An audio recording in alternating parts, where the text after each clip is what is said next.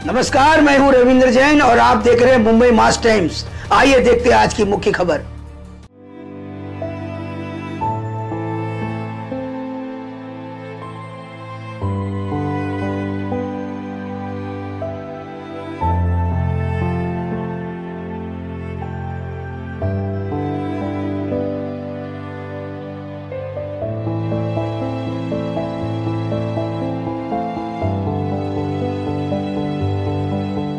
मला असं वाटते की हा जे क्षण आज आपण सगळ्यांनी साकार होताना जे स्वप्नासाठी मी गेल्या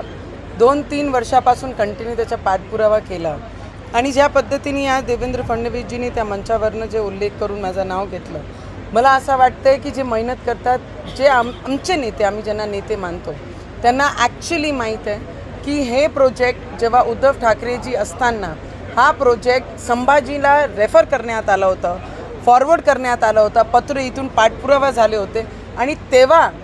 मी खासदार असताना मी माझ्या जिल्ह्यासाठी आपण काय करू शकतो ॲटलीस्ट मी प्रयत्न केला पाहिजे आणि त्यावेळीच मी त्याचा पाठपुरावा केला आणि पूर्ण 1-1.5 वर्ष आम्ही इथे मागे राहिलो। देवेंद्र फडणवीसजींना जाऊन आम्ही भेटलो, पियुष गोयल टेक्स्टाईल मिनिस्टर असताना त्यांना जाऊन 20दा आम्ही भेटलो की बा आमचेसारखे अमरावतीमध्ये जे सगळ्यात मोठं उत्पादन जे कॉटन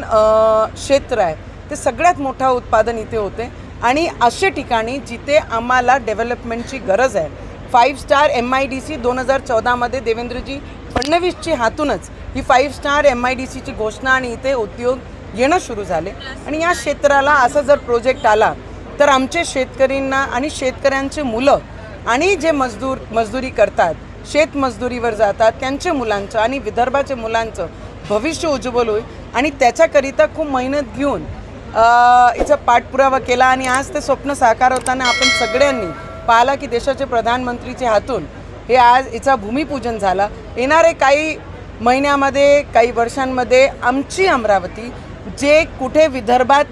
आणि महाराष्ट्रामध्ये निग्लेक्ट होती, आज तो मेन पॉईंटवर येऊन येणारं भविष्य आमच्या मुलांचं, एक आई म्हणून ज्या मुलांच्या भविष्याचा मी विचार केला 5 वर्ष, ते साकार होताना आज माझ्या डोळ्यात ते आनंदाचे अश्रूसुद्धा होते। तर मला वाटते की आमची सरकार जेही करतात, विश्वकर्मा योजनाच्या माध्यमातून आज किती सारे फील्डमध्ये, क्षेत्रामध्ये स्किल देऊन, स्किलच्या माध्यमातून